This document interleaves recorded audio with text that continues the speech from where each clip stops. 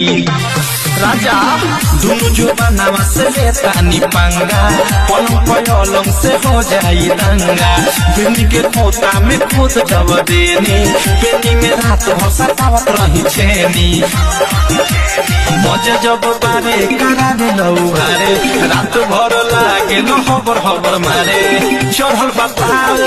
करी न खाओ और लगा के मारो धोनी में जनी करी अंगुरिये बोला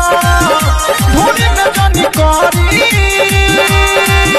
अंगुरिये बोला